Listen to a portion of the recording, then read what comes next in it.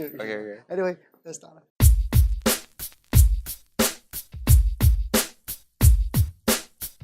Hey, hi, Chris Chan here, the founder of Millionaire Advisor Show. And today we've got the privilege of a very special guest. In fact, you probably have seen him more frequent than me, even right in the Millionaire Hi, Advisor guys. Forum. Hi, this is Eric here. Now, he's a expert in being a sales strategist. I mean, in fact, he has traveled around different parts of Asia to speak about the future of selling. Yes. And just this year alone, he's been invited to as the opening speaker for Applic, which I spoke as well as the upcoming AFA Congress. Am I Annual right? Congress. Yeah. Yes, in fact, I spoken at the MDRT experience as a platform speaker. Also, Yeah, a few plenty years of ago. places. Yeah. You see, goodness, man. The successful people are just getting younger and younger. No, but you know something? Actually, has got a lot to do with the internet, which I'll talk about later. Wow, fantastic. Yeah, it's a free economy, and today, I think the world is getting a lot more advanced, a lot more forward-looking, and they all get that, youth is never an issue anymore. It's about the true. hustle. It's true. If you can work harder earlier, then you get to earn the right to be somebody at a younger age. It's true. And in fact, I think people like the Gen X, like me, have to learn from people who are very good with the Gen Ys. In fact, I understand, I read you have been a specialist in B2C sales performance, particularly in industries like financial services and real estate, as well as direct marketing. Yeah, and you've written so many books, right? Including what the Unlock Your Personal Charisma. That's a very, very good book, right? Thank you. At the same time, you have also trained more than 160,000 salespeople. Wow. So, in fact, today, I know that you have a new book coming out. I see that you have brought us a bag of goodies. Thanks to Campus Corner for sponsoring this venue. I got a new book. We launched it late last year, actually. And so this is for Chris. It's called The Future of Selling Manifesto. Thank you. This is really good. This is really good. Yeah. But look at how beautiful it is. Look at you did this yourself. Yes, because actually I love design. I love art. Wow. So this is actually a way for me to have an artistic expression. Plus, you must understand something. Salespeople do not like to read a lot. Oh, really? So more pictures, more big fonts. As long as you get an idea across, they like it. Nice. I think, in fact, you know what? Like this. Like this, yeah. In fact, I think I'm going to role model after this format for my next coming book. Yeah. Right, thanks a lot, man. It's all about learning. In this industry, the beautiful thing is about learning from one another, right? Learning from the best. I think we have some issues here with the it's okay. book, It's just but yeah, proper. it's fine. Yeah. Okay, more or less that. Great. So, Eric, since you are here on screen, I'd like to ask you a bit more about the disruptive forces you mentioned in your book. Yes. Can you tell us a bit more about the disruptive forces? Yeah. Well, essentially in most of our industries, whether you're in the B2C industry or the B2B industry, there are really three very major disruptive forces. Disruptive force number one is obviously your competition. This is a free economy, so anybody can enter your market at any time. And what's the scary thing is that most of your competition today may not be who you thought they were. Think about Sony. Who would have figured that for Sony that the biggest competitor is a tech company? Yeah. Right? Apple. So likewise today, as a financial advisor, as a salesperson, your competitor is not just another insurance agent, but could possibly be anybody else, technology, robo-advisors that we hear a lot about. It's true. So that's one, competition. The second one that's a big disruption is the internet. Internet is a level playing field. I remember 2 years ago I interviewed Michio Kaku, if you know him. He has a cult following in USA. He's that futurist guy, physicist. Yes. Right? And he says that he made two very daring predictions. He said, number one, this is going to happen. There's going to be chips in everything. Right? So we see the Internet of Things, right? Smart refrigerators, smart cars, etc., etc. Smart toilet bowls.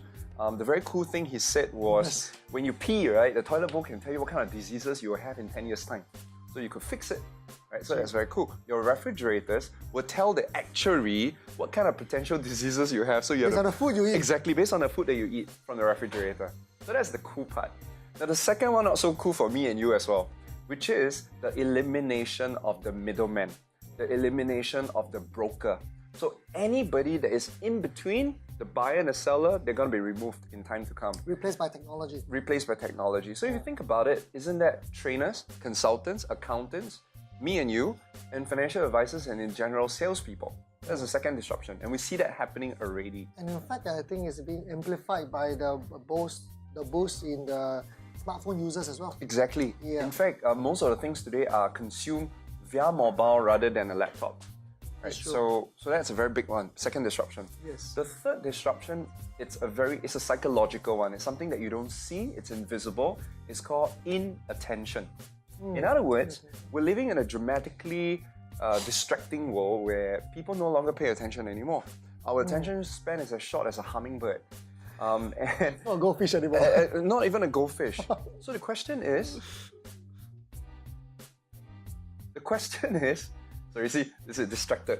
Yeah, easily. The question is that if our prospects today or human beings today are highly distracted, they're not paying attention, then many of the traditional prospecting methods that are very interruptive in nature, roadshows, canvassing, cold calls, door knocking, all these are not going to work as well as you think it is. Compared to the past. Exactly.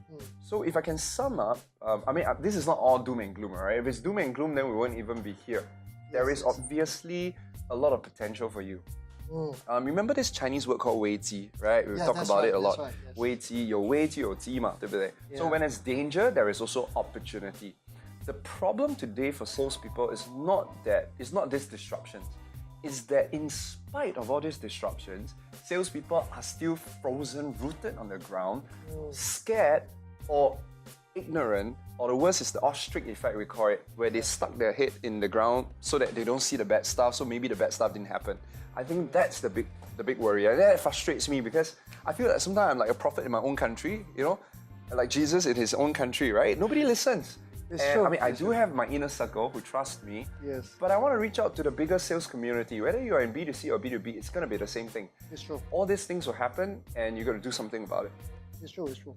And in fact, it's so true because I personally have been doing training consulting in the financial service sector. Yep. And I've interacted with a lot of advisors. Some of Yep. them have been in the business for 20, 30 years. And the greatest challenge is not about the technological change, it's not about the trend, but it's about the inability to adapt.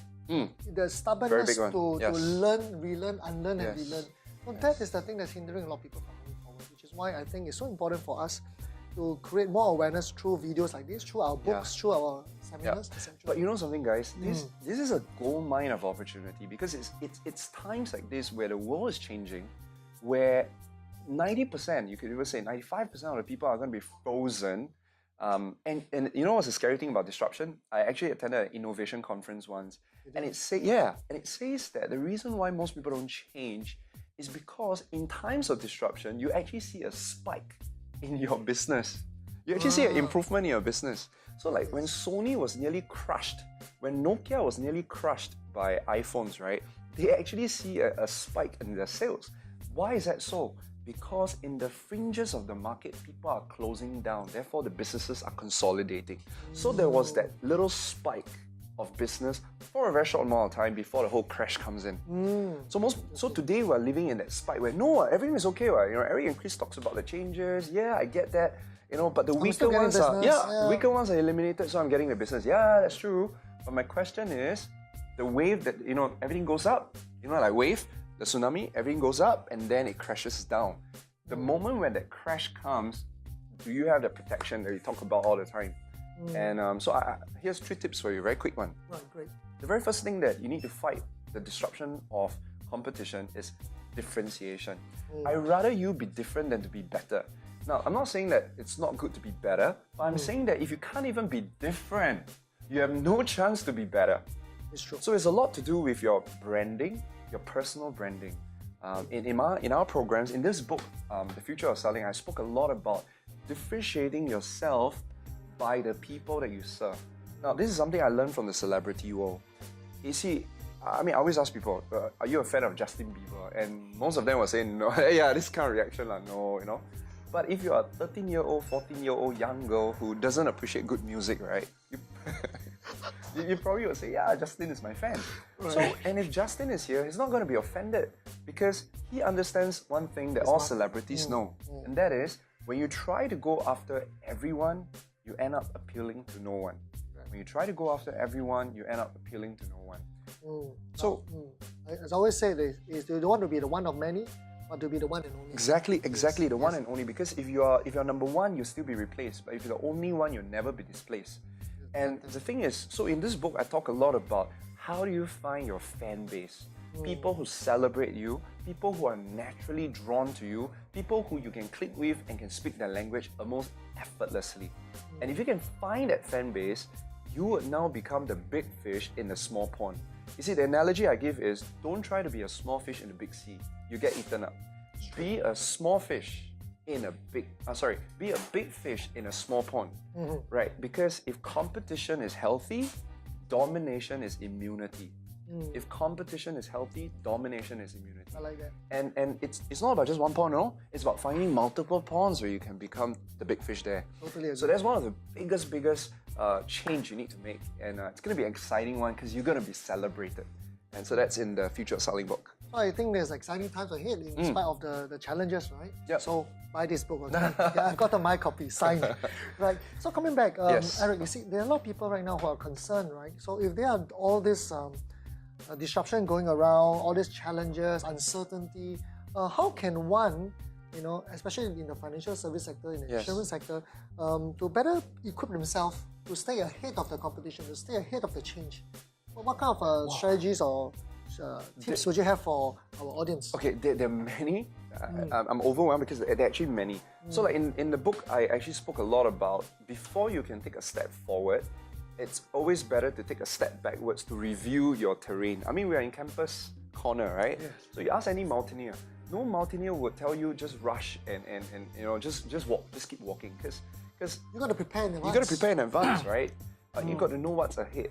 So one of the things that I share with a lot of salespeople is this. In fact, I share with the leaders that, do you realize there are a dime a dozen of sales trainers and dime a dozen of sales program, and there's no bad sales program. I would say go for every one of them. You have the budget And the time. and the time. Yeah, I forgot about the time.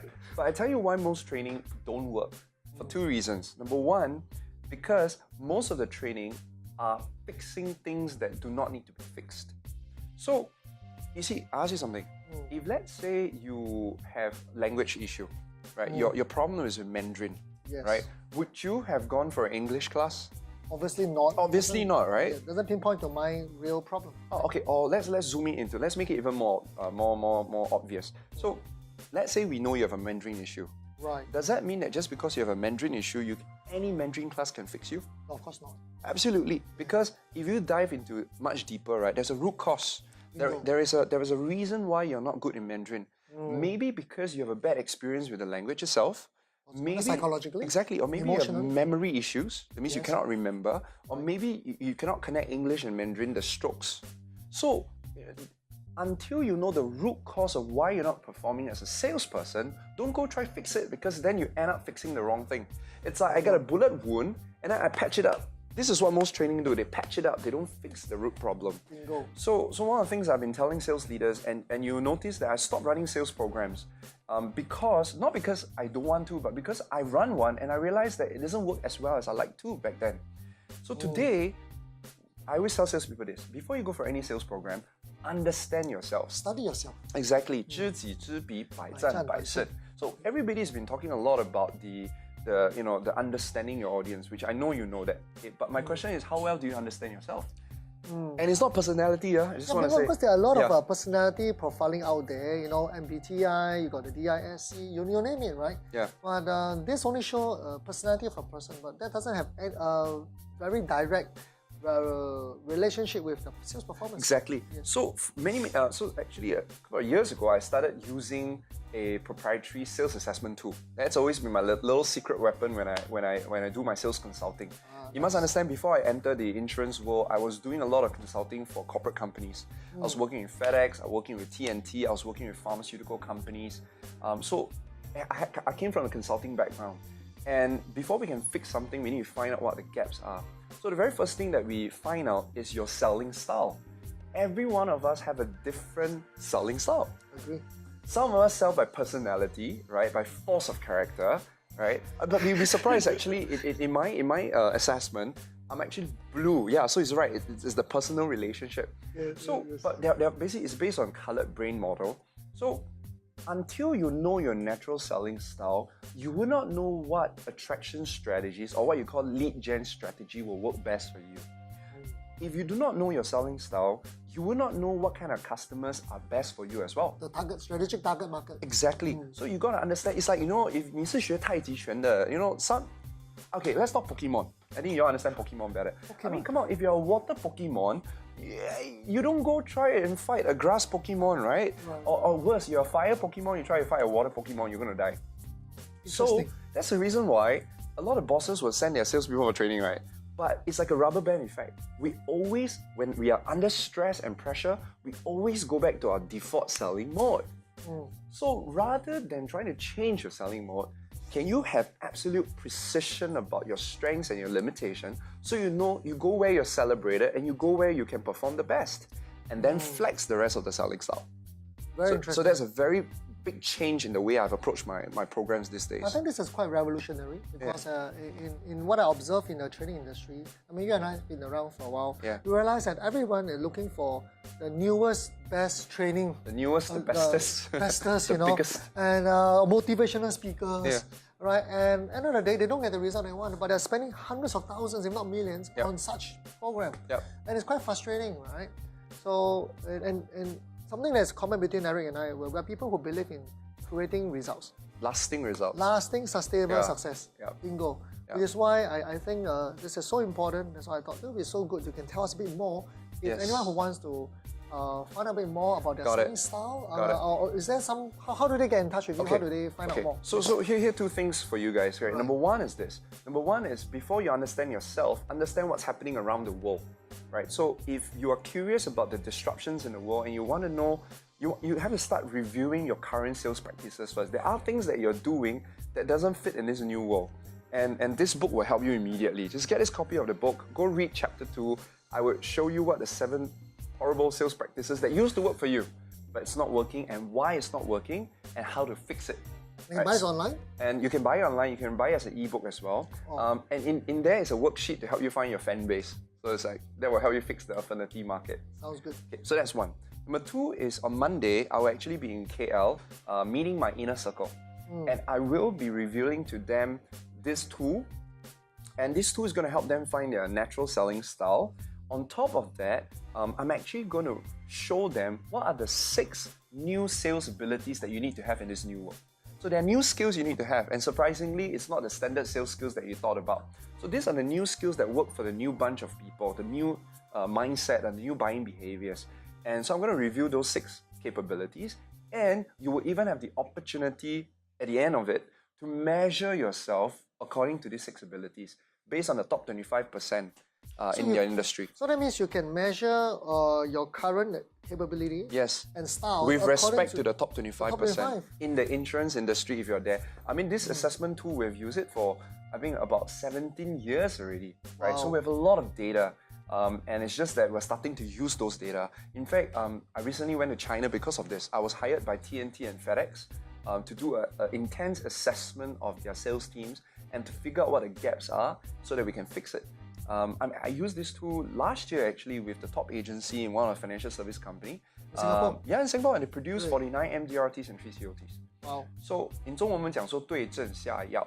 So before you try to fix yourself, go find out where you are at first.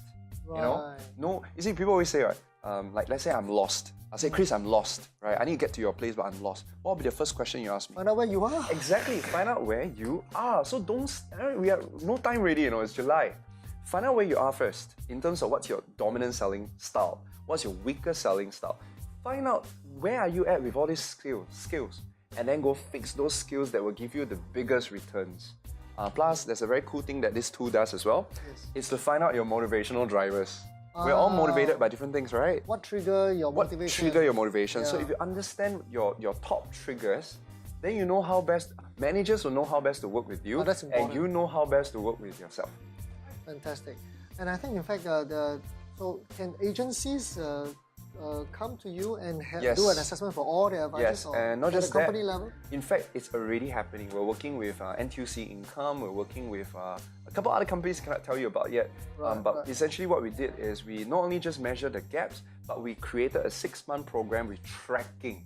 And you know what's the very cool thing? Statistics don't lie, right? The numbers don't lie. We have shown in a report that a 1% increase in your ability in that score correlates to a 5% increase in your sales production.